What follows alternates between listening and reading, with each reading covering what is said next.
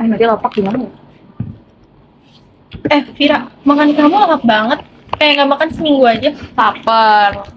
Tapi kalian tahu nggak sih kalau makanan yang kita makan itu setelah itu kemana? Ke perut, terus keluar. Udah. Tapi kayaknya ke simpel itu deh. Makanya cari tahu bareng-bareng aja mulai dari Nata. Jangan di sini nggak sih? Panas, sebenarnya kita di kelas. Yuk.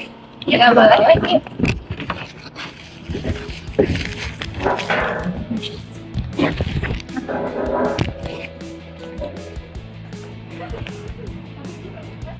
Nah itu kan aku udah kirim ya contoh kayak penyaringan rongga mulut di situ kan. Jadi perjalanan makanan itu waktu masuk itu dimulai di rongga mulut ini nih.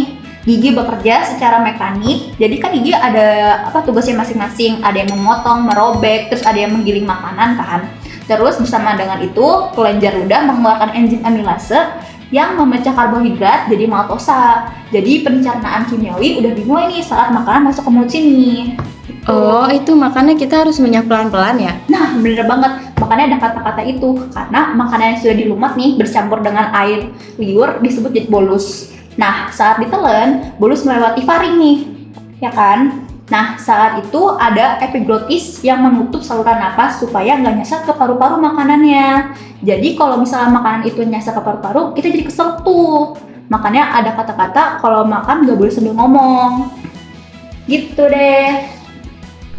Nah, habis makan, aku lanjut ya. Nah, dari esofagus, makanan itu masuk ke lambung.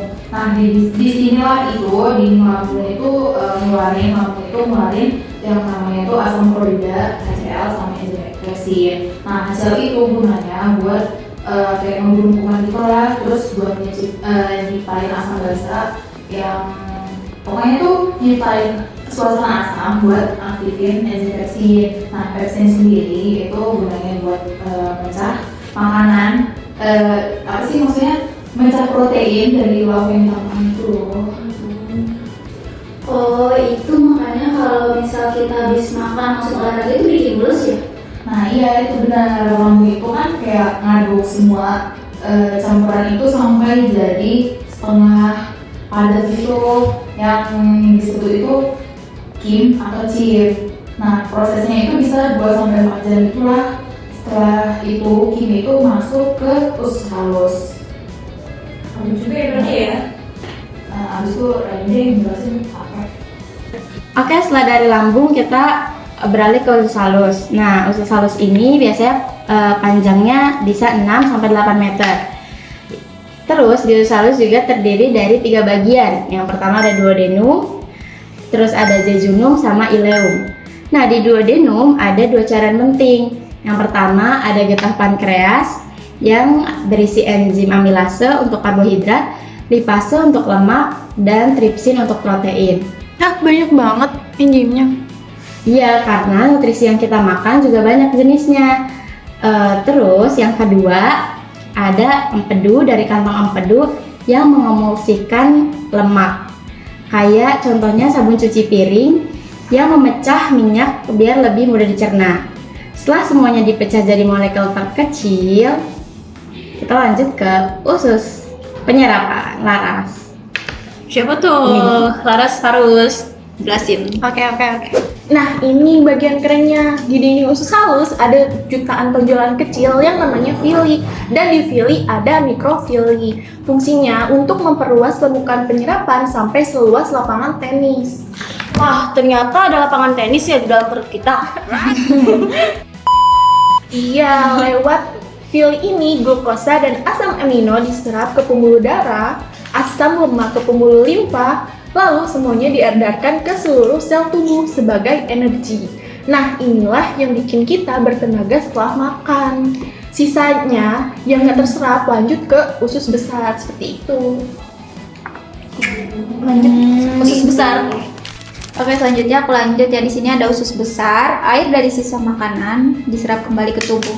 Nah, makanya itu diare itu tuh berbahaya karena air itu nggak sempat diserap dan tubuh itu juga bisa bikin kita dehidrasi.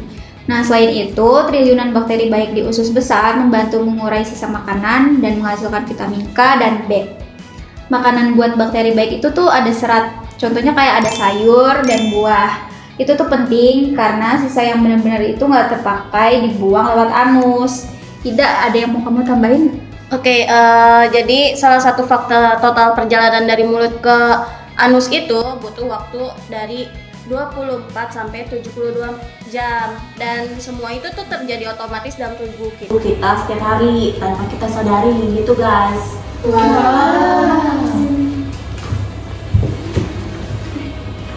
Wow, kalian keren sekali. Penjelasannya juga sangat tepat.